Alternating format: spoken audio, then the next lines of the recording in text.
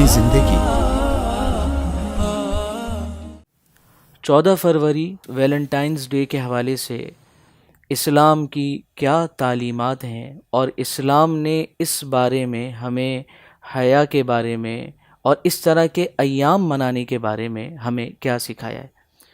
قرآن کریم میں اللہ تعالیٰ نے تمام ہی اہم امور بیان فرما دیے، اور حیا کا جوہر جو اس ایمان میں اتنا اہم ہے، جس کو ایمان کا ایک حصہ قرار دیا گیا، اللہ تعالیٰ نے اس جوہر اور اس خوبی کے حوالے سے قرآن کی ایک پوری سورت میں یہی احکامات بیان فرمائے، اور اس سورت کا نام سورۃ النور رکھا، یعنی اجالا۔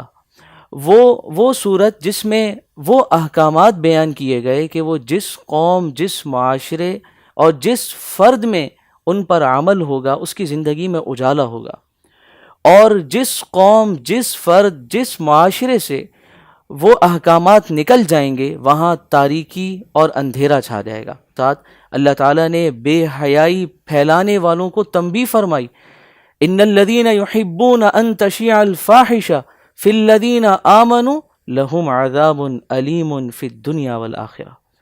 فرمایا بے شک وہ لوگ جو ایمان والوں میں بے حیائی پھیلانا چاہتے ہیں انہیں سخت عذاب ہوگا، صرف آخرت میں نہیں بلکہ دنیا میں بھی اور آخرت میں بھی۔ اللہ اکبر! اتنی سخت سزا مسلمانوں میں بے حیائی پھیلانے کی کہ دنیا میں بھی عبرت کا نشان بنیں گے ایسے لوگ، اور آخرت کا عذاب تو بے انتہا دردناک ہے۔ اسی صورت میں آگے اللہ تعالیٰ نے پردے کے تفصیلی احکامات بیان فرمائے۔ اسی صورت میں آگے چل کر اللہ تعالیٰ نے بڑوں کو ترغیب دی کہ اپنے بچوں کو یہ سکھائیں کہ 3 وقت ایسے بیان کیے جس وقت وہ اپنے والدین کے کمرے میں آ رہے ہیں تو بھی اجازت لے کر داخل ہو، کہیں ایسا نہ ہو خدا نہ خواستہ آرام کے دوران کوئی ایسی بات ان کے سامنے آ جائے جو ان کی تربیت کے خلاف ہو اور ان کی حیا کی خوبی اس سے متاثر ہو۔ اللہ اکبر! اتنی عظمت قرآن میں اللہ تعالیٰ نے حیا کی بیان فرمائی، اور نبی کریم صلی اللہ علیہ وسلم نے اپنی احادیث میں اتنی اہمیت بیان فرمائی کہ صحابہ کرام رضی اللہ تعالی عنہم نے جب وہ احادیث پڑھی تصور نہیں تھا کہ کسی صحابی میں کوئی صحابی ہو، کوئی مسلمان ہو اور اس میں حیا کا جوہر نہ ہو، حیا کی خوبی نہ ہو۔ اگر اس وقت 1,24,000 کم و بیش صحابہ تھے تو وہ تمام کے تمام صحابہ حیا کی خوبی سے متصف تھے، تمام میں یہ جوہر پایا جاتا تھا۔ اس لیے کہ نبی کریم صلی اللہ علیہ وسلم نے فرمایا الحیاء شعبۃ من الایمان، حیا ایمان کا حصہ ہے۔ اگر حیا نہیں ہوگا زندگی میں ایمان مکمل نہیں ہے۔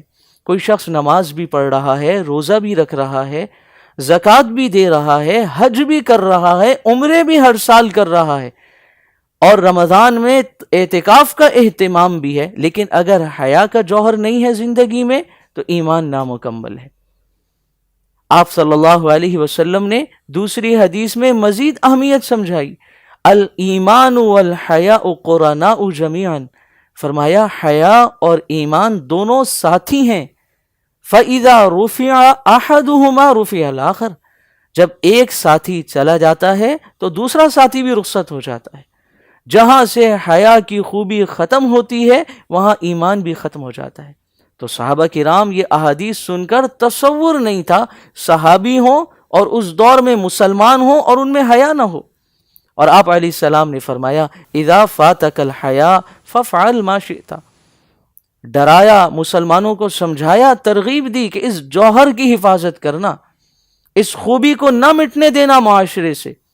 جب حیا کی خوبی، حیا کا جوہر معاشرے سے مٹ جائے گا تو پھر لوگ کچھ بھی کر سکتے ہیں، پھر فافعل ما شئت، پھر جو چاہیں گے لوگ کریں گے، اور آج یہ ہو رہا ہے۔ تو میرے عزیزوں، آج ہمارے معاشرے میں بے حیائی کا سیلاب بڑھتا چلا جا رہا ہے، اور مغرب سے آیا ہوا یہ برا دن آج مسلمان نوجوان ینگسٹرز اس دن کو منا رہے ہیں اور خوش ہو رہے ہیں۔ اللہ اکبر! ایک تو گناہ، پھر اتنا بڑا گناہ جس پر دنیا میں ہی عذاب کی اللہ تعالیٰ نے دھمکی دی قرآن کریم میں، اور پھر اس پہ خوش ہونا اور اس پہ فخر کرنا، یہ تو اللہ کے مزید عذاب کو دعوت دینے والی بات ہے۔